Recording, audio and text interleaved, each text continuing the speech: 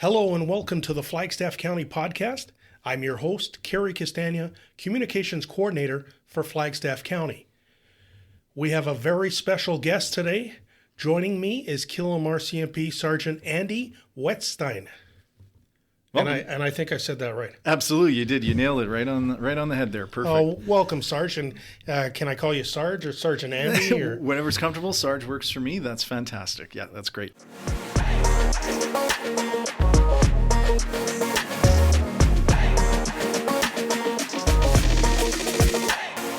You're listening to the official podcast of Flagstaff County. All right, well, we're excited to have you here, and let's start by getting to know you a little bit.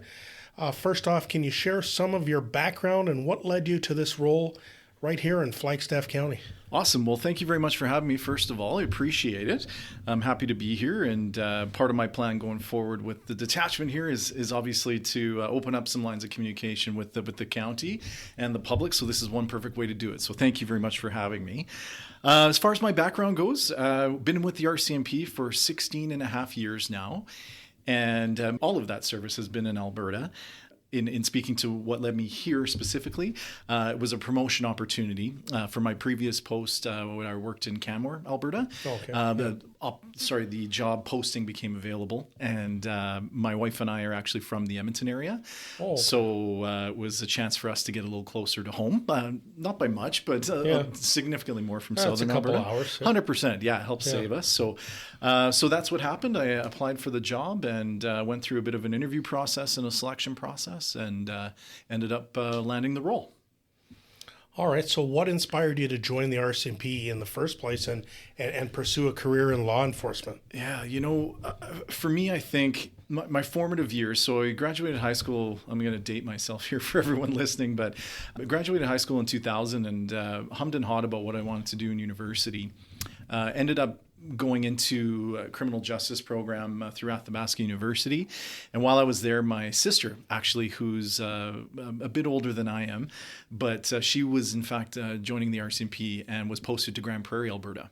So a few factors kind of tied in together, but throughout my university years, always interested in crime and criminal dramas, right? I mean, TV was pretty formative for most of us as kids. So shows like CSI, forgetting the big one there with the profilers. It was on CBS there. Geez, drawing a blank. But anyway, that show, a lot of that crime drama was a big influence for me. But most importantly, when I went up to go ride along with my sister in Grand Prairie, man, was that fun. Unbelievable. Yeah, I didn't think I was a bit of an adrenaline junkie, but that night was really cool. We got a chance to pull over some impaired drivers of organized crime variety. We ended up she had to respond to a robbery.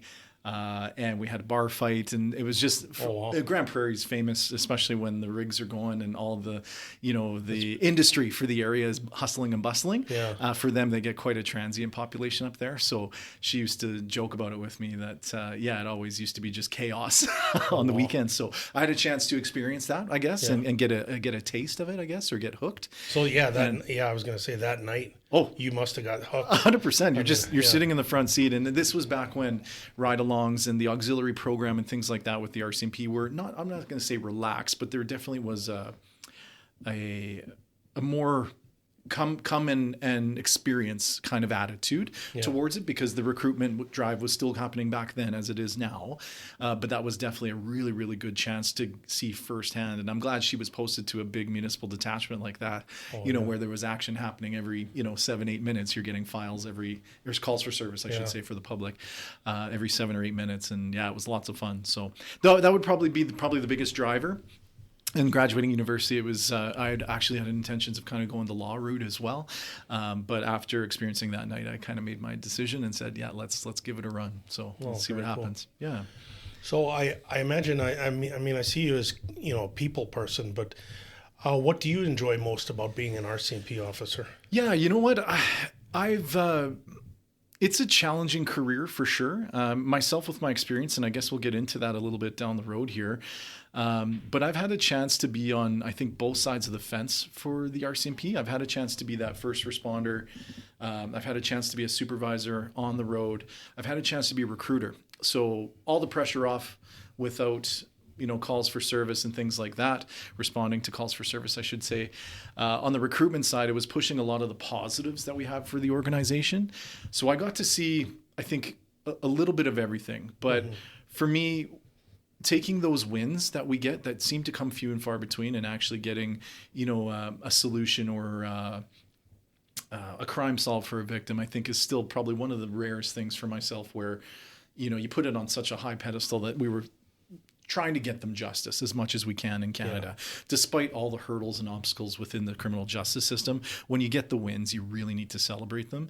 So I think when those wins come down, those are probably the biggest things. But the hugs from family members and things like that come from traumatic situations, and them saying thank you for helping me through kind of my worst day.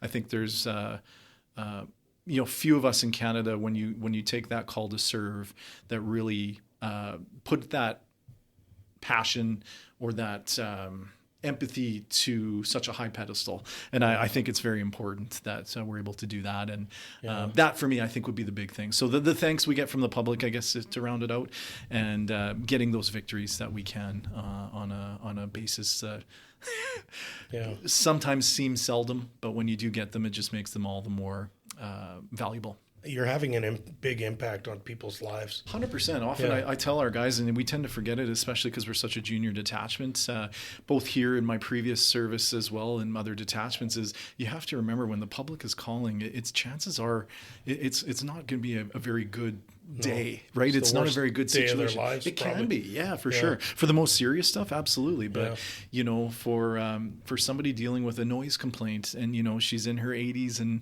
and for her perfect day is just having nothing bothering her. But when that noise complaint happens, we still need to treat that the same way that we will with attending a file where maybe there's a sudden death or something uncontrollable that's taken place. And so it's about perspective. So I think for me, giving back to the community a little bit, and holding those values in high regard are important. All right.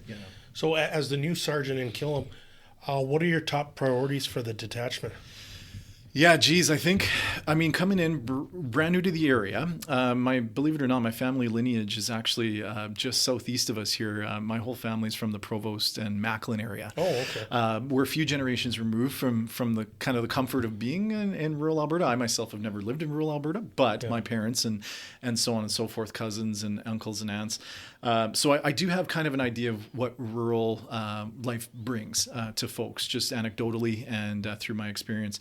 But for me, the big top priorities would first and foremost getting to know the region, establishing relationships with our stakeholders, which I've tried to do in my first few months here, is to let them know that communication is going to be a priority for myself, both for stakeholders and for the public. Hence the reason, I'm here today is to help try and get that message out there. Evaluating kind of our crime trends and our needs. The RCMP is working on a really, really cool system where we're going to have some real-time crime reporting statistics. Oh, okay. And what that does for me as a commander is help me kind of adjust where we're sending resources and when. So that's really neat, and we're excited for that. But I think probably one of the more undervalued priorities for myself right now will be the member wellness here as well. Mm-hmm. I think everyone forgets, they just assume the vertical yellow stripe is strong and has it together that day. Sometimes we go through it too. And the fact that we take so much on ourselves, personally and professionally, a big focus for me is to make sure my team is doing well within their own sphere of influence, I guess, if that makes sense. Yeah. And if they're in a good spot, chances are the work is going to show that. The rewards for the public will be apparent in how they're interacting and how they're managing and investigating files. So for me, those would be the big three. Kind of let's learn the the jurisdiction. Let's check on what our crime trends and needs are, and look after my people. Yeah. Yeah. Like how are they doing so far? Though, Yeah. since you've gotten to know them. Yeah, for sure. I mean, they're not in a low spot right now. Are No, they? for sure. I think, I mean, the challenges inherently on rural policing, and I don't think the public knows this, but it is challenging, I guess is Yeah. probably the better word for members. They're on call. Our schedule has them, almost reactive to a phone throughout the night. And, the jurisdiction has its challenges where we can spend so much time driving from one side to another. Oh, yeah. You may look at the call volume, for instance, and say, well, they only dealt with 5 or 6 calls today, but they may have driven 500 kilometers within that day just to make stuff, just to attend files, I should say, and to further their investigation. So it wears on you a little bit, and so our current resourcing as well. So we're hoping to, when we're at full power or max power with our resourcing. The schedule tends to flow easier, right? You have backup in a timely manner. And so there are inherently some challenges. But to answer your question, I think they're in a good spot now. Okay. I think for me, moving forward as their new commander, I really want to set kind of the direction of where we're headed and kind of show them the potential and the possibilities that this jurisdiction has to offer. Yeah. Let's try and make it an attractive detachment to come to, and that'll be one of my focuses going forward. Yeah, and just, I mean, we talked about it earlier, just about the sheer size of this region. I mean, I guess it can be overwhelming to just, you're talking, it's like 45 minutes across. Yeah, and that's driving the speed limit 100%, right? And so when we're going code for the public out there, that's when we're responding with our emergency equipment. We still need to be as safe as we can too, but you're still looking at 25 minutes response time, from, I would say, one side to the other, and that's assuming, traffic isn't very heavy. And so there are inherently some challenges to get places, absolutely, but it's something that, when approached with the right attitude, I think can make a big difference. Oh, for sure. For the membership there. So how does your experience in previous postings prepare you for this role? Yeah, so I feel fortunate. When I was fortunate to be, obviously selected to take on this new position, for me, describing my prior experience, I felt was a massive factor in eventually getting selected here. Mm-hmm. I've had a chance. All my service has been in Alberta, all 16 and a half years, but the way the RCMP breaks down the province is they break it into 4 districts. And for me, this is actually the 4th district that I will have worked in. So why I think that's important and valuable is because although it is the smallest detachment I've worked in, I've never worked in a less than 23 member detachment everywhere I've been. But what I think the positive experience of having and seeing detachments in other districts gives me the chance to understand how senior management works, how specific communities operate, the different approaches different communities have taken to different types of issues, bylaws, criminal events, major events, you name it. The geography of the jurisdiction. For instance, my last post was Canmore. It was the smallest jurisdiction I've ever worked, being on the mountain bed there. But as far as width goes, we were only about 40 kilometers by about 70. Oh, yeah. So that's only, beautiful spot. Yeah, though. Beautiful spot, very expensive. But, the challenge is there for things like search and rescue, avalanche control issues, Highway 1. You have the biggest highway in the country going right through the heart of Canmore. So the, million vehicles going to Banff every year, based on whatever event was taking place. So coming and bringing some previous problem solving, troubleshooting ideas. Yeah, bringing it out here. Are there some challenges out here? Yeah, for sure. And I know we're going to dive into those here soon.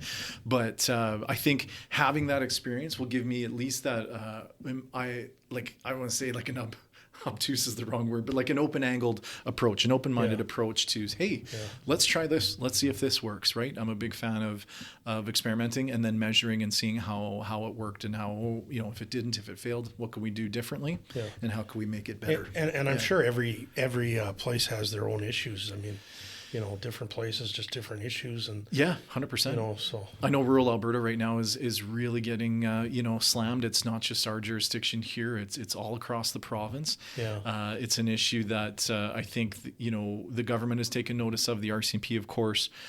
sheriffs, all of our law enforcement agencies have recognized that it's kind of going to be a group effort to tackle this thing. Yeah. And are we going to eradicate everything? No, we're never going to be, a balance zero criminal province here in Alberta. But we can certainly do our best to maybe focus our efforts in targeted areas. Yeah. And that's, again, we'll get into that here soon. But, having that perspective, I guess, would probably be the best term. And then the years of experience behind me, both in what members have experienced throughout their careers in managing their personal and professional trials and tribulations. I feel like as a new leader here, I can help with the junior team that we do have at the detachment.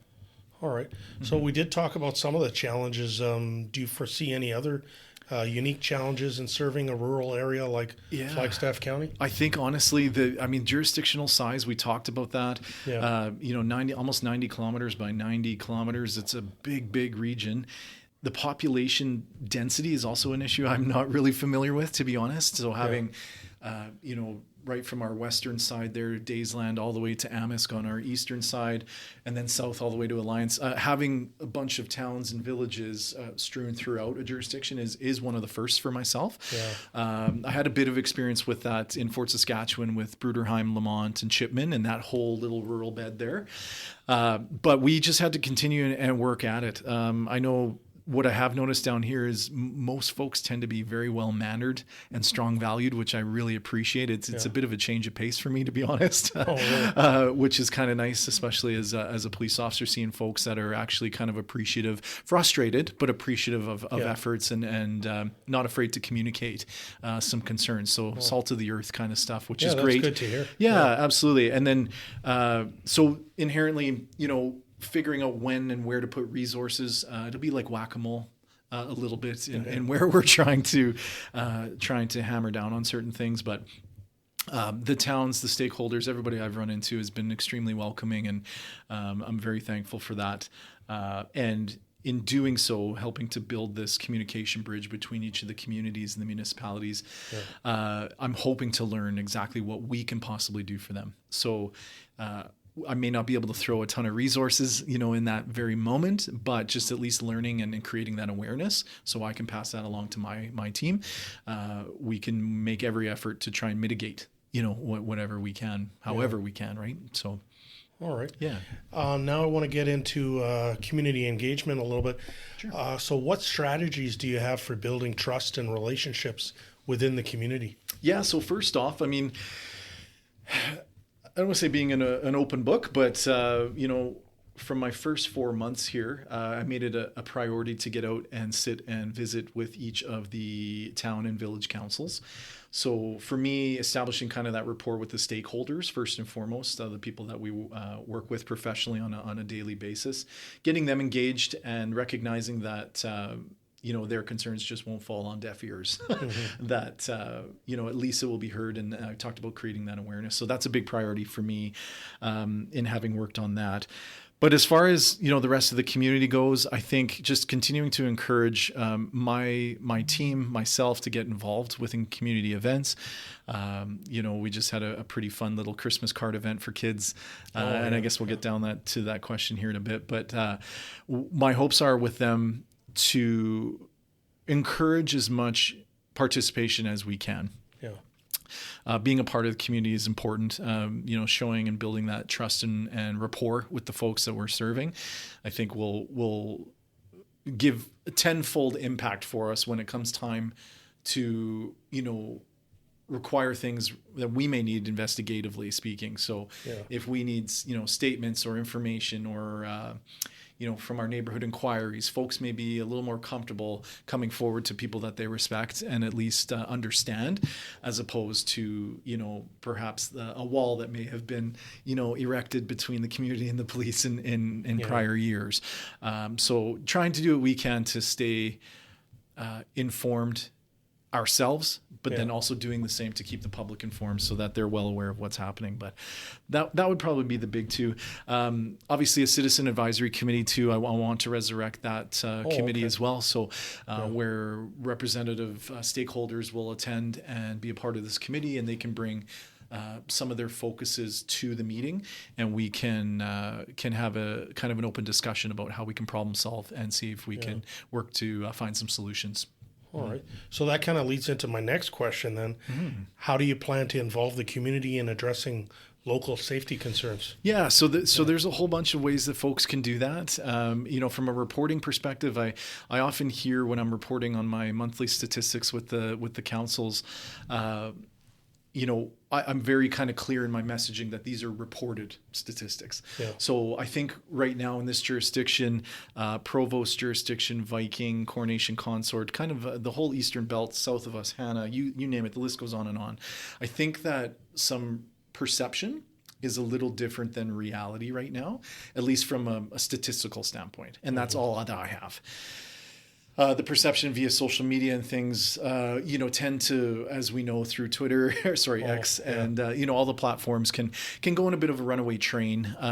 When folks get involved with maybe some uninformed information, and so from my perspective, I like to keep us grounded in what is actually being reported, what is actually happening.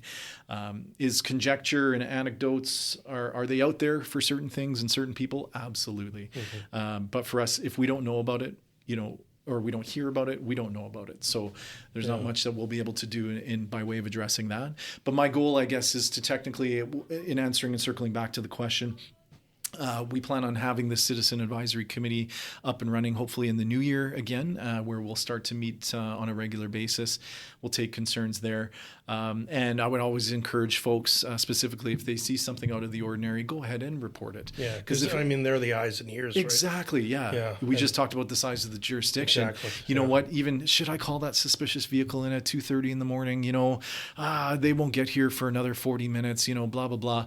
And that there's truth to that. Absolutely there is. But what if my member does get the chance to get out there and we do see that vehicle maybe victimizing somebody else, or we at least get a chance to get out there and be a deterrent for it to happen. That's still value for me. Yes, we may not have, figured out who it was particularly, but if we were at least able to scare them off and scare them out of what might have been a little bit of a criminal demolition path, breaking into vehicles or things like that, then that's a win, right? That's a success. And maybe we do get a suspect vehicle or a plate or, a description of the bad folks involved, and that we can action that later on, right? Build up a file towards that. So I'm always going to encourage folks to report and, All right. So what role do you see for youth and schools in fostering positive relationships with the RCMP? Yeah, I mean, well, they're the future, are they not? Right? Yeah. As a former recruiter myself, I used to joke about this all the time. If we weren't aiming our strategies for the folks that are coming behind us, not the folks that are in the here and now, that's important. But if you're not building your strategy to find recruits for the future, we're in a lot of trouble. And so the same thing I think applies just for society in general. So how can the police do a good job of being role models and mentors for the kids? We just had the ladies in my office are fantastic. They organized a Christmas card competition for the kids where they got to draw some pictures and we were able to, the community was fantastic, and local businesses, thank you very much for those who are listening for donating the prizes. The kids were overwhelmed with those that got selected eventually for the Christmas card contest, but things like that where we're doing Halloween safety talks. I just reached out to all the schools in our jurisdiction to do some of our safe planning. That's our kind of our serious incident safety planning, I guess, is a short way to say that. They've all been very receptive to my phone calls, and I've made it quite clear outside of my injury and my broken ankle that I would be one of the members that would be coming and bugging them on a regular basis to kind of make it known that, hey, we're here, let the kids see that it's normal, and when a police officer's here, it's not always bad, right? That we can have fun, and we're human beings too, showing them that aspect of it. One of my members at the detachment actually coaches, basketball right now. So, encouraging my team to get involved into the community, especially with kids, is going to be a big priority going forward, I think. And, immensely important that we focus and hone in on some good things, coming in and giving presentations, addressing potential issues like right now, obviously with technology, cell phone usage, app usage. what's safe practices for kids, things like that. So we're hoping that we could open up a few different ideas that we could come into the schools with, and I'll be working with school administration to work on those projects. Yeah, that sounds good. Yeah. All right, now I kind of want to move into crime and safety. Okay. What are some of the most pressing safety concerns you've identified in the area so far? I mean, I know it's been it's 4 months, right? Yeah, for sure. 4 complete months, I'd say. And while we've had our share of incidents, for me, in being in Canmore, I had a chance to have a bit of a break from a lot of the rampant drugs and weapons usage.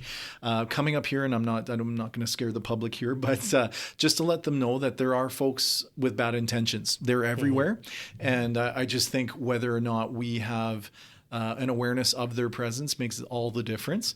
The random stuff is going to be really, really tough to plan for, right? Things that are driving through your jurisdiction or, just happening on a whim. That's crime of opportunity. Absolutely, 100%. Those are always going to be there.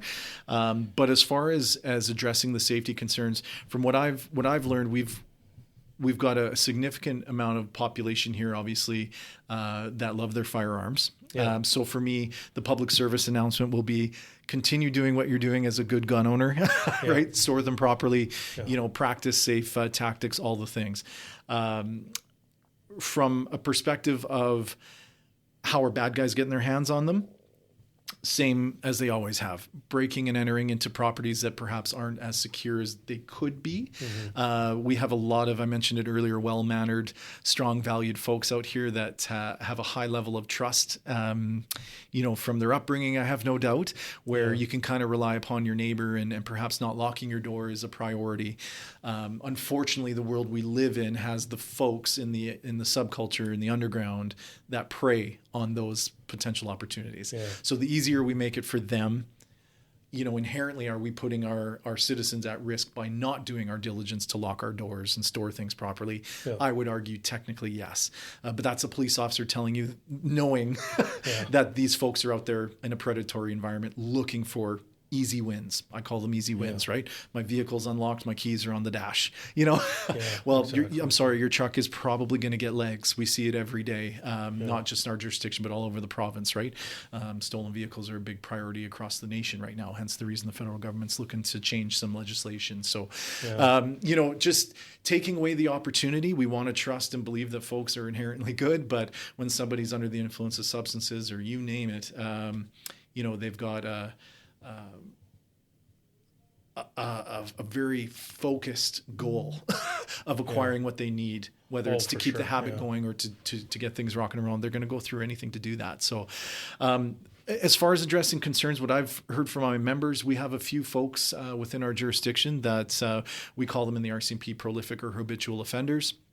So again, coming down, I think I touch on that a little bit later, but our ideas there will be to have some targeted enforcement on those folks. The numbers are showing us from the big cities, and I think it trickles down in the Mounties here too, rurally, where a small percentage of offenders are responsible for quite a large amount of calls that are happening. That's what you told county council 100%, right? It's a small segment of the population that's responsible for most of the crime. Right? Absolutely, right? And a lot of that is out of desperation, out of need, right? Making ends meet. We talked about the cost of housing out here, out in this area. It is cheaper than many places in the province. So folks can do more with less, I guess, if that makes sense. So we've learned that that's a big factor. The jurisdiction size, right? The police presence at the particular time. Your chances of a run-in with a marked police car are pretty low, depending where we are, right? In our regular patrols. But the risk for them, as communicated from some of the folks we've been dealing with as clients, is not as high as the reward. So they do it. I mean, I feel like we have a good population of, law-abiding citizens, right? For 100%. The most part. I mean, they're good people. Absolutely. But just this small segment that's creating havoc, and it's causing people to be frustrated. Right? 100%, and I can't blame them for sure. And that's part of why I think if we switch gears to ideas like target hardening and crime prevention through environmental design, right? Talking with our businesses and our local folks, our residents, giving tips on how to light your properties, security systems, the locking your doors, right? It seems so simple to do that, right? Bringing your keys inside with you. Right now, I think the public would be shocked to learn this, but most of us with, newer vehicles over, I think it's about 2014, 2015, where they really went fob heavy as opposed to physical key for ignition usage. Well, it's well now known in our underworld, in our criminal underworld, that people can go ahead and actually boost your radio frequency signal from your fob. So, Cary, for yourself, you go home, you toss your keys where? Probably at the front door, right? Yeah. Hanging on a hook somewhere. Yeah. Your truck will be parked in the driveway, just on your property. All night long, believe it or not, your key fob is still trying to talk to your truck. It's still trying to communicate. So what they're doing now is using electronic equipment to go ahead and intercept that signal, boost it, and unlock your doors without even having to go inside your house. So things like buying Faraday pouches or Faraday boxes. It's a specific box that, or cage, they used to be called. Yeah. Lots of folks use it for their credit cards and their debit cards now too, for your wallets and your iPhones and things like that, where it helps block that frequency signal from leaving. And so just little things like that, right? When you I didn't even think of that. Yeah, it's like we haven't seen many instances out this way just yet, but I can tell you from Fort Saskatchewan, my service there from 2018 to 21, we actually had one of our own police officers' vehicles was broken into that way. And right now what they're doing with an extra 5 minutes time, they can actually go ahead and clone your key fob itself. Wow. So they can actually physically now take the truck as opposed to just physically getting in the vehicle now. So so just little things like that, we're getting the message out. And I know monthly I'm sending out media releases through the community press, but also through the CAOs as well. So little tips and tricks that the public can take. And I know a lot of people will roll their eyes at that stuff, but the Mounties will always say, hey, listen, do what you can to protect yourself and your property. And if you're doing those steps, you're making it harder for bad guys. If they still go ahead and break your window, at least that's going to happen, right? At least they didn't have to just, open your door without. No, there's some good tips there. And we did set aside an area on our website under protective services where we've been, listing those press releases. So yeah. So I just think tips like that, right? Where we're going to keep communication going, and where we can continue to kind of work together to get the message out, and word of mouth as well, right? I've heard of a few local watering holes at the arenas and things like that. So we'll make ourselves known, and we'll chat with folks, and to discuss some concerns. A lot of folks, I think, just want some answers. So I'm often willing to do that as well. Just not understanding kind of the realities of what's at play. So often once you learn or know that, you recognize, why decisions are made like they are. So how do you plan to tackle issues like rural crime, drug-related concerns, or traffic safety? Yeah, it's a good question, right? On the traffic safety side, we've actually got some partnerships with our Wetaskiwin traffic section. Yeah. So those are members that are specifically dedicated to traffic enforcement. So they do kind of a rotational patrol through our jurisdiction, and we rely upon those guys and guys and gals, I should say, the team to come in and really assist with Highway 13, Highway 53, 36, right? All the big boys running through our area, and as well as the secondaries as well, where they'll try and get some things out there. But in an effort, obviously, to make the roads safer. So joint force initiatives like that with the Wetaskiwin traffic section, partnering with Flagstaff municipal enforcement as well to work on some commercial vehicle stops. We've been chatting with Skylar quite frequently there as well. So we're hoping to get some of that off the ground as well. Proactive, patrols from my guys and gals working our own jurisdiction when they have time between calls for service, because often they get stuck kind of in that, oh geez, I got to get back to the office, I need to type this.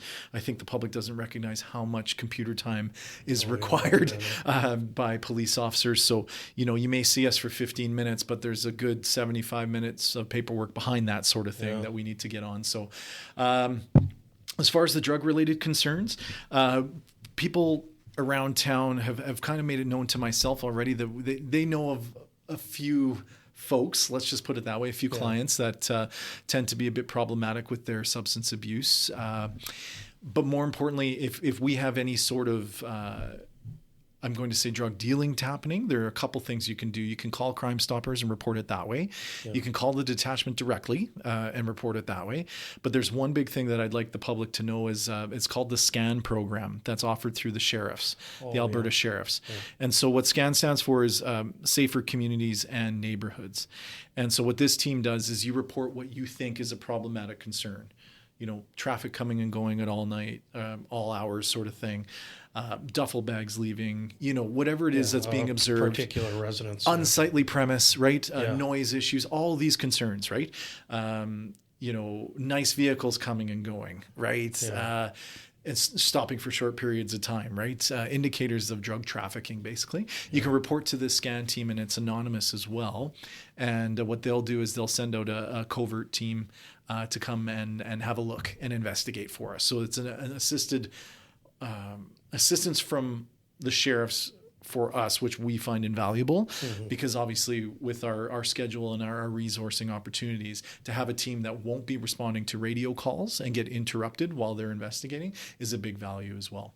Yeah. And that leads me to the second part for speaking about the rural crime and things like that. The RCMP, what's nice about us being the provincial contract partner for policing right now is many of our units are actually straight provincially funded, meaning that they are dedicated and paid by the government of Alberta to go out and do specific things. So we've got an Eastern Alberta district here, which is headquartered in St. Paul. We have a crime reduction team, crime reduction unit it's called, and their sole focus is to go out, hit it, and suppress. Which I love. I love that mandate. Let's just go out. Yeah. What's happening in Castagna? Well, let's just dive down to Castagna and figure that out real quick. 2-3 days project. Let's get that going, tackle our bad guys, and away we go.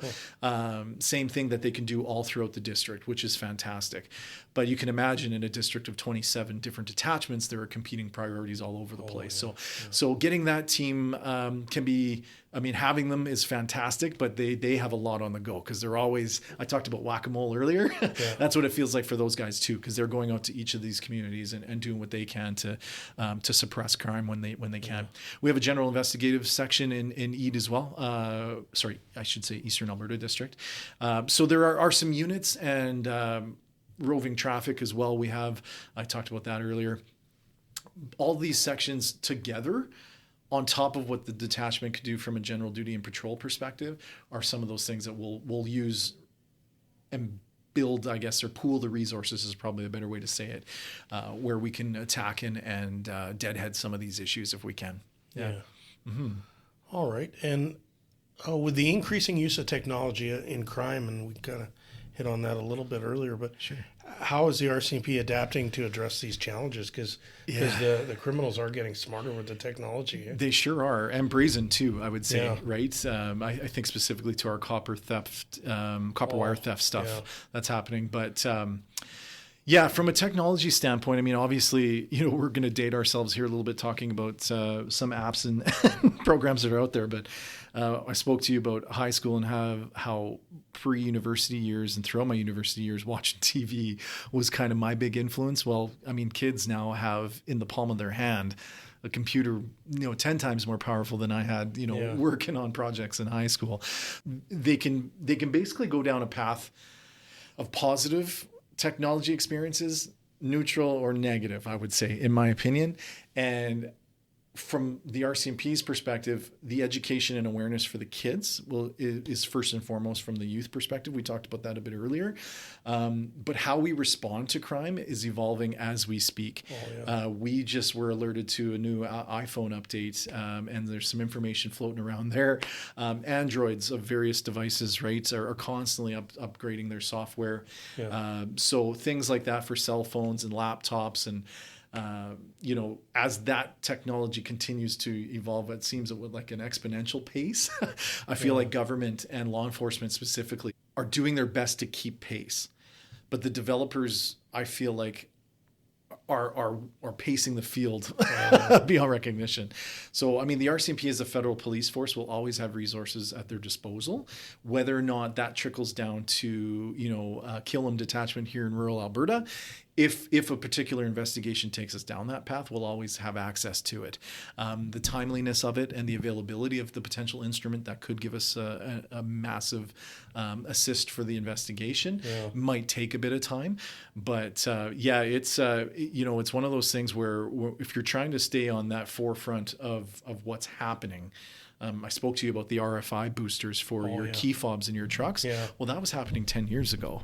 It's just now becoming mainstream where you can buy these sorts of things on Amazon now, which is really frustrating. The AirTags too, right? Yeah, People same thing. AirTags on your vehicle, and they know when you're not home, right? 100%. Yeah, absolutely. So we'll always tell folks with valuables and things like that, if you're able to kind of embrace technology in that regard to help us with things. I know people sometimes will put AirTags in their own vehicles. If you don't have I have a GM truck, so OnStar typically you can subscribe and pay to, have your location always kind of monitored. But if you don't have that ability, right, doing what you can to, throw some technology in there to see if, to aid or assist in law enforcement should it ever be required down the road. People are doing it with luggage right now, right? When you travel, like throwing an AirTag in your luggage, right? Just in case it gets lost. But how are we, I would love to say we're cutting edge and we're getting better. We need to improve on how we're acquiring technology, how we're rotating through. Well, that just brings to mind something else. Because they were talking about video cameras and how sometimes the video isn't always admissible, right?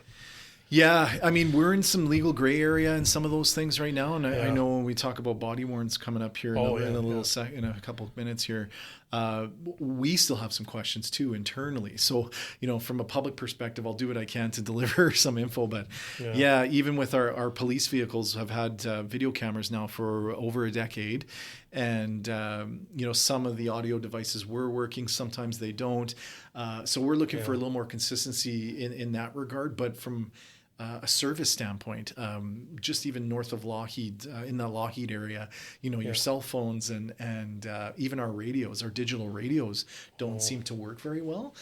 Certain parts as well. So, but there are certain little kind of technology hiccups that we run into every now and again. But from an investigation standpoint, we tend to rely on our specialized sections for a lot of the support and navigation through what can be some challenging crime, right? I just spoke to you coming from Canmore. Canmore was big on frauds. It's such a hotbed for the real estate there that it was very, very challenging to find affordable rent. So, of course, our bad guys recognized that and would throw some false rentals out there. And people would be submitting damage deposits, from British Columbia, Nova Scotia, it doesn't matter. I want to get to the Rocky Mountains in Alberta, and I found a good place. And, they'll throw $2,400, rent down there was crazy. Basement suites going for $3,500 a month kind of thing. Yeah. So when you see a good deal that looks like a steal, they were jumping on it, but realizing, holy smokes, that's not actually, the place doesn't exist, or, it was basically just a fraud in general. They were duped. And so we had to work a lot of those files down there. But a lot of that was happening through technology where they were just getting email phished. This mass email goes out to 300 people looking for a rental in Canmore, or they'll set up a false website and have you click on some links, and all of a sudden now they've got your information, and it's kind of scary. So proper internet surfing techniques, things like that are something that we'll work closely with. I know Flagstaff Family Services and Child Services, I should say, are putting out a ton of good programs right now to try and help our aging and our senior population. With trying to recognize, okay, what is legitimate and what isn't. So So and you mentioned that Canmore was is a fraud hotbed. How would you characterize Flagstaff County? Is it a lot of property crime? I think property crime is a good way to phrase it, because I think there are variances within property crime, right? We've got our mischiefs and our thefts. So mischiefs will be kind of like your petty damage to things. Theft, obviously we know what theft is, theft under and over. I would say in my 4 months here, probably the theft of copper wire is one of the top ones. Really? And absolutely. So we have a lot of both, how do I phrase this? We've got lots of oil lease sites in our jurisdiction, and many of them are currently in service, but many of them are no longer in service. Yeah. And so I don't want to use the term orphaned, but effectively decommissioned is probably the better phrase. So a lot of them have, precious metals and valuables from the work that they do. Yeah. And so we've got a segment of our population that tends to target that. Okay. I would say on general, I would say property crime, theft of vehicles. And then it's kind of associated to drugs. Right? I would say so, right? I think a lot of people would be surprised when a vehicle is stolen. They often ask, well, why me? Why now? Well, when you jump out, and you leave your vehicle running and someone else jumps in it, we often find that folks are literally looking for transportation to get from point A to point B. Mm-hmm. A lot of our stolen vehicles are recovered in different jurisdictions. So, with a town like Hardisty here, where we've got maybe some transient folks coming in and staying. I know when the big pipeline was up and getting built, they were really expecting a massive boom down there. But with the tank farm that way, we've got a lot of people coming and staying, both from Saskatchewan and from other parts of Alberta. And through circumstance or otherwise, they need a ride somewhere. And I know I'm oversimplifying this a little bit, but quite often we found that is the case. That's it. We just had a recent one where Hardisty vehicle was stolen and recovered in the Sylvan Lake area, and that's literally where bad guy was going. Right, so transportation. 100%. Yeah. So you talk about crime of opportunity. That's exactly what I think happens out here a little bit. And the same thing speaks to the the decommissioned wells, right? That aren't quite as protected, I guess, as we could say by industry. So the folks that are looking to be metal recyclers are going out and doing that. Yeah. So. Yeah, I think, again, only 4 months. It's just a brief snapshot, but I would say definitely the property crime is probably one of them. And most of the time it's to fulfill that habit. And, the drug habits that's right. Yeah. Are driving it. Yeah, exactly. Yeah, you need to, whatever you're taking, you're going to flip, via pawn or private sale or recycling to pay for whatever it is that you've got on the go. And then we're probably not much different from the rest of rural Alberta. Yeah, as far as that's concerned. Honestly, we'd have to run the numbers provincially, but I bet you, there's a reason. In general, it must be fairly similar. 100%. There's a reason why the government has kind of, set aside a bit of I'm going to use the term task force. That might be the wrong terms, but more so like a reason why they're so focused on this is because they recognize that it's not just in Killam jurisdiction, right? It's not just Consort, Coronation, Hannah, Drumheller, you name it, right? It seems to be prevalent everywhere. Yeah.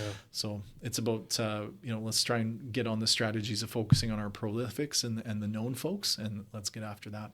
Mm-hmm. All right, and we did talk about people being the eyes and ears for you guys. How else can residents best support the work of the RCMP in keeping the community safe? Yeah, I think that collective. I don't want to say we against them. That's the wrong philosophy, but or mentality, I should say. But that I do need to turn over that understanding or feeling that it can't happen to me. Mm-hmm. It's a bit naive now in the 2020s to think that you may be just somebody that nothing bad will ever happen to.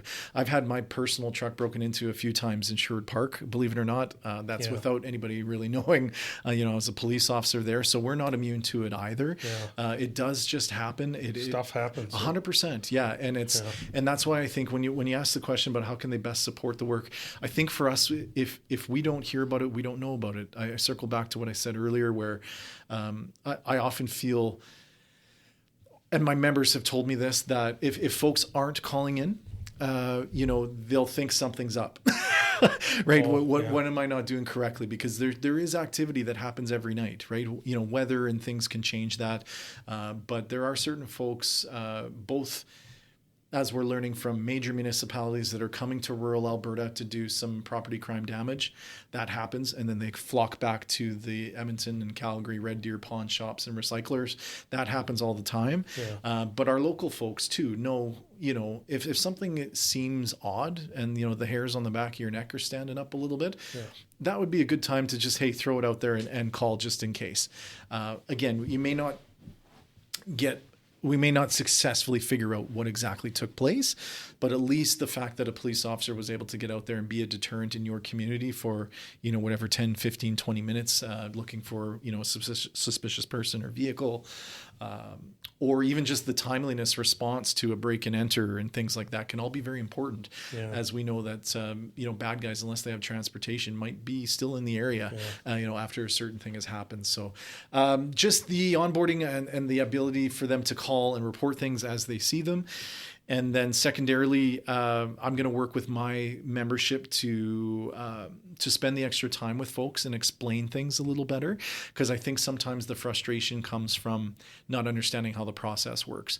Yeah. So, for instance, we are now a pre-charge province. What I mean by that is the police will gather a file together. Yeah. We may have statements, surveillance, maybe some evidence that was seized, you name it. We've got our package together and we forward it to the Crown Prosecution Service, and they review whether or not they're going to proceed with charges or not. Now, to arrest somebody and charge somebody, we have to do that based on reasonable and probable grounds, which is about 60 to 80% or so, give or take. I'll give you a bit of a range. We believe that person did this, right? Yeah. And the evidence that we have shows that. Crown has a much higher threshold. When they look at a file, they look at something and they say, do I have a reasonable likelihood of conviction in this case? If I were to present this to a judge, would a judge and or jury, just based on the, whatever file it is, agree that we have a really good shot at a conviction here? So they'll make a different professional call than we will. Yeah. And often, sometimes there's a bit of a disconnect, because the police will believe a file is, tidied up in a nice bow and a gift box, so to speak. But sometimes Crown may recognize from their experience, right? They've got a ton of legal experience, that holes could be poked here, here, here, and here. And they'll say, I don't think we have a shot at conviction. So they'll go ahead and withdraw the charges. Now, what happens is the RCMP tend to be the people communicating that charges were withdrawn. Yeah. So from the public's perspective, we were the ones that came and helped you that day. We put the file together as best we could to the best of our abilities, but there were still holes in it that weren't solvable according to Crown, and they may pull the charge. So we still may not get the victory, I guess, if that makes sense, that the public would, or the justice, I guess, if that makes sense, that they were hoping for. So there are challenges throughout the process, but as long as they're trying and not giving up and just saying, they're not going to be able to find this guy anyways. What's the point in calling? I'd like to have them kind of shift away from that mentality, and let's get excited about catching bad guys again. Yeah. All right. Mm-hmm. Now, is there a particular message you'd like to share with the community as you step into this role? Yeah, I mean, give us time. Obviously, with any leadership changes, I'm sure folks out there listening have been through an organization where you've had a bit of a change in management or a change in leadership. For myself, I've always held true to the mantra where I'm not going to try and make major changes in my first 4 months. I like to be a bit of a sponge and kind of absorb, inform myself about what kind of issues and in the back of my mind start Rolodexing a little bit of how I could think about possibly finding a solution to that and using my resources to do that. So I guess for the community's sake, hang in there. It is not as bad as often social media tends to make it seem. Yeah. Yes, we have some bad apples, and the RCMP will make it a priority to go after those bad apples. Absolutely, that's our job. And what I want to do moving forward is also share some of the successes with the community as well. I think it's one thing that the police don't do very, very well, but the RCMP specifically for us, that we're trying to get better at, is getting the message out when we do get those victories. I talked about how such high regard I hold those from me professionally in getting those wins. Communicating the wins to the public is just as important, I believe, as well. So I've already made it quite clear with my folks that if and when we are successful in laying charges on a specific individual, let's say for a particular set of crimes, that I think, in my opinion, after consultation with all of our stakeholders of what they'd like to hear about, I will deliver messages with that. Once it's on public record that the information has been signed and this person is charged, I'm 100% comfortable with going out and releasing some information. So you'll look to see some of those distributions through the community press and things like that moving forward. Yeah, So that sounds good.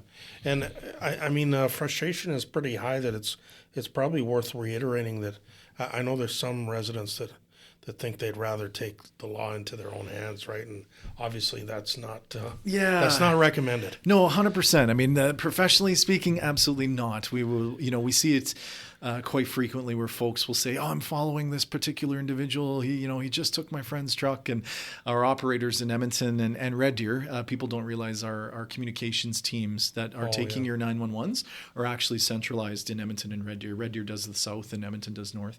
But basically, so what they'll tell you is to absolutely not pull over for your own safety. We want to get these guys. We really, really do. But it's not worth putting yourself at risk and, more importantly, other members of the public at risk. If you have two high speeding vehicles, going down a highway, that's not safe for anybody, especially without emergency equipment, right? Yeah. So we'll always recommend and tell people, quite frankly, to stop. And so from our perspective, you never know if that person does have a weapon. Eastern Alberta District, just by the numbers, is one of the most violent districts in the province. Oh, really? So from a crime severity index standpoint.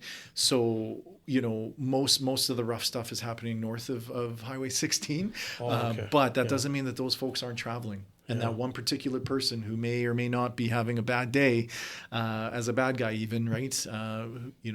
Possibly on the influence of something, they might do something silly. And fire a weapon or throw things. Yeah, when there's firearms involved, you don't know what's going to happen. Well, and that's the thing. You just don't know if they are involved, right? And so just don't put yourself in that circumstance, and do what you can to information gather. That's different, right? Looking at a truck, seeing, what does the driver look like, quickly putting on your miniature police hat for a moment, try and get a license plate, make, model, color, number of occupants, right? Genders, size, descriptions, whatever you can in that, mental snapshot. If you can snap a photo, great. Do whatever you can, but we will definitely recommend. I mean, the vigilante side of things is not something that the RCMP can support, because quite frankly, I think I'm dating myself here, but it was a few years back where we had a fella, I think it was Red Deer County, that ended up firing his rifle at somebody stealing his quad. I might be misremembering that, but he ended up getting charged, right? Because the RCMP said, well, geez, you're going to have a hard time. If he's fleeing, you can't shoot him. That's right. In Canada, you're able to defend yourself with as much reasonable force as necessary, right? And the moment that reasonableness is like the RCMP are held to the use of force standard, the same thing applies to us. Is when does the situation change, and when it does change, how quickly are you adapting to whatever you need to do, stop hitting or, you know what I mean? So there's all sorts of things there. But from the public standpoint, I know they're frustrated. And that just speaks to the frustration levels. 100%. They want to get the bad guy, right? And they're just tired of being targeted, right? 100%. And it's not happening once, it's happening over several times over the years. And so we'll always say, do what you can. I know in chatting with, when I talk about target hardening and things like that, adding, why should I have to put a trail cam up on my property? Well, if you know that you're out farming for, upwards of 10 hours a day, and there may or may not be somebody physically present on the residential side of your property, it might not be a bad idea, right? Just to have something there just in case. For the relative cost, like low cost of doing something like that, and I'm not saying a camera is going to prevent someone from coming and siphoning fuel from your big tanks on your property, but it will give us an investigative avenue that we didn't have before. And so not knowing who somebody is, we might be able to get a good photo, a good picture, whatever kind of evidence, tire tracks, the list goes on and on of what we might be able to acquire while on scene. But we may not have that if first of all, you end up chasing folks and ruining tire treads, or I'm going on a bit of a tangent here, but you know what I mean? Like whatever possible evidence was present may be contaminated now because of your involvement, I guess, right? So we want to do our best to kind of mitigate that if we can. But throwing locks on your fuel, tanks and doing all the things, whatever you can think of to make it harder for somebody is often going to be something we'll support, so long as it doesn't put their life at risk. For sure. So. All right. I just kind of wanted to get a little more lighthearted right now because we've kind of been getting into the nitty gritty there. But what's been your favorite aspect about Flagstaff County so far? Oh, that's a really good question. Like, have you had a chance to try different restaurants or try different things? A little bit. So my wife and I, we actually chose to buy our home in Daysland. So we live there. She's actually the site manager at the hospital there. Yeah, that's great. And we were just chatting about how earlier in the podcast I mentioned how I was a little surprised, but also kind of relieved that the people have been just fantastic. They've been so welcoming so far. And not just, my council meetings and the folks that are representing the constituents out there, but everybody I've kind of run into, whether it be the grocery store, the co-ops, everyone tends to be really, really friendly. And that's both in and out of uniform. So again, I really appreciate that kind of small town feel again. Yeah. I'm not, slighting the folks in Canmore at all, or even my previous post in Fort Saskatchewan, but there definitely was a freshness to me coming back and just experiencing that. So that was kind of nice. The other positive, I'm a bit of a recreational golfer as well too. Oh, okay. So when we were actually getting transferred up here in the summer, my wife and I had the chance to try out a few of the courses nearby. And, I know they're not going to be, ranked on any sort of, PGA list or any CPGA list or anything like that. No. But where I came from in Canmore, again, my recent post was we had golf courses like Silvertip and Banff Springs and a bunch of beautiful Stewart Creek. So all these golf courses that are costing $200 to $300 a round. Yeah. So we were pleasantly surprised to jump in and pay $20, $25 to get out there and smack the ball around. So we were the activities I'm excited to get to know a little bit again. I felt like there was a lot going on in the summer for me with the transfer. So winter sport wise, we'll see kind of what we have here. But in the summer, I'm very much looking forward to getting out and experiencing what it has. I hear you guys have a disc golf course in Killam there. So just around the ball fields. That's fairly new, yeah. Yeah. So disc golf was big and popular in Canmore. So we'd like to get out and do that a little bit. But anything recreationally that we love to do. But the favorite would be the golf courses so far. Which golf courses did you hit? Well, so believe it or not, we actually are living quite close to the Daysland course. Oh, okay. So we've done that one a few times. Sedgwick out here, and the other one that the team was telling me, is it Double Dam? Is that the right word? I'm not a golfer, okay. So I don't. Okay, fair enough. Yeah, there's another one out down near Hardesty as well. So I haven't had a chance to get down to that one yet, but I'd like to try that one too in the summer. Oh, that's good. Yeah. Now, how do you like to spend your time when you're not on duty? So you kind of explain there are a lot of recreational activity and until I get this broken ankle figured out here. I it's been a challenging 10. What are we in now? Week 11 of this thing. Normally, what I'd like to do is be active, right? Like my wife and I like doing things. So we were curious to see what kind of adult drop-in activities were kind of available for the area, but we'd definitely be interested in those things. Camping for myself is a big one. Obviously we're just in the mountains for 3.5 years there. So we really enjoyed our time doing that, but we've got an RV trailer and like to get out on the highway if we can. So camping's a big one. Any rec sports that we can within reason, as my body tends to be telling me I'm aging here a little bit. So, but like hockey or... Yeah, well, a little bit. I'll play, a bit of shinny. I'm not the greatest player on the planet, right? Yeah. Decent mitts on me, but the wheels could use some work. Like slow pitch. I used to play flag when I was in Fort Saskatchewan. We used to play competitive flag football all the time. So used to be, anything with a kind of a team attached to it, I'll be game for sure. So we would like to catch on that if we could. And partake. I hear there's a few decent rodeos on this side of Highway 2, so we'd like to maybe take in a few of those big events this year if we can. So just get out in the community and experience Flagstaff. 100%. Yeah, absolutely. And I'm obviously from tips from folks of what to do, where to do it. I'm certainly going to be open to that because we like to try new things. We try to get a vacation or two every year as well out of country. So we like to travel if we can. And So is there anything I'm forgetting to ask you or anything that you'd like people to know? Because, touched on a wide variety of topics. But we did jump over a bit. Do you mind if we circle to the body cams? Do you mind? Oh, if we do I forgot to ask you about that because that's coming up, right? Yeah, for sure. Let's just touch on that real quick for the public that are listening. For as I mentioned earlier, over a decade or so ago, the RCMP had in-car video monitoring systems. So all of your traffic stops were being video recorded and audio recorded if the member had their microphone with them. So now, I'm sure as everyone has seen on Cops and all the TV shows down south, body-worn cameras have made their way to Canada. There were a bunch of hoops to jump through by way of, how's this going to work? Freedom of rights infringement, all sorts of kind of conversations that were happening at a much higher level.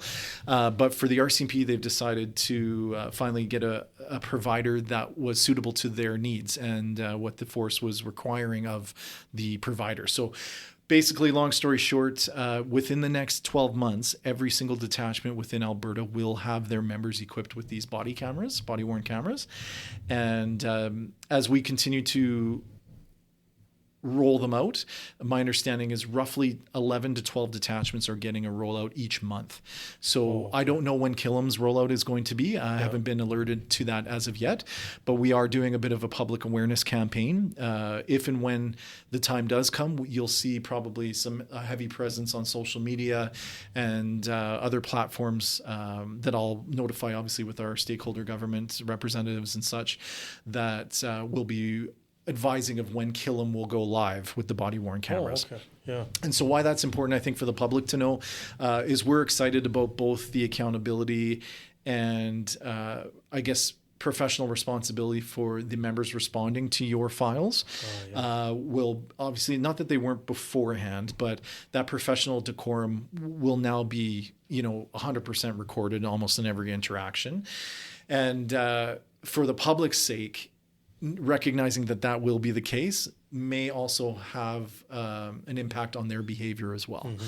So we've seen often, I know myself personally on traffic stops where, people are losing their mind for being pulled over for speeding, and you make mention that they're being audio and video recorded, and then all of a sudden, wait a minute, I'm not going to maybe use that term. I wanted to, and is a judge going to look on this pretty,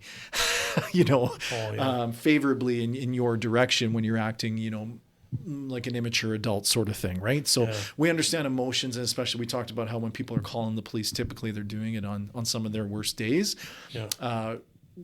Emotions are going to run rampant, but things like attacking the police, verbally and physically, this is all going to have video and audio recordings to it now. So versions of events, right? Statements, things like that are all going to be recorded. So I think it's a good thing both for police and public accountability by way of this. So I'm excited to see where we're headed with it, and I'm still awaiting some of the details for the rollout, but as soon as I have them, I'll be letting everyone know. But it will be in the next year. Yeah, it's definitely, I've been told by end of calendar 2025. So we've got till December 2025. I'm hoping for sooner rather than later, of course, right? But they're going to start with the bigger detachments and get them rolling out, boots on the ground to a lot of our bigger locations. And then they'll I guess, migrate throughout the province to try and to get them rolled out. So yeah, so we're excited for that. And the members are excited, and I think the public will be appreciative as well, too. Yeah. Especially when it comes to, ascertaining what was said and who said this and who said what, right? For sure. That's now going to be there for everybody, so. Yeah. Well, thanks for mentioning that, because I totally forgot. It's all good. I meant to ask you about that. Anything else that... I honestly don't think so. I think I just want to say thank you very much for having me, and I know I can ramble a little bit, so I apologize for those listening. But no, it's an important topic that people are interested in, and I think I'm just very appreciative that you could come and spend all this time with us today. No problem at all. And again, moving forward, maybe it's something we can do on like we were discussing, maybe a semi-regular basis. Yeah, I definitely would like to do this again. Yeah, for sure. We'll keep the folks informed of some major events, or we can probably take this wherever we'd like to. But let's carry forward. All right. Well, thank you so much, Sergeant Andy. It's been a pleasure speaking with you, and we're excited to see the positive impact you'll have on our county. Awesome. Well, thank you so much for having me again. And one of my biggest mantras, I'm careful not to overpromise and underdeliver, but for the folks listening, you can be rest assured that we're going to continue to work hard and be a good representation for the folks that we're serving here. All right. Well, let's talk soon. Awesome. Thank you so much. Hey!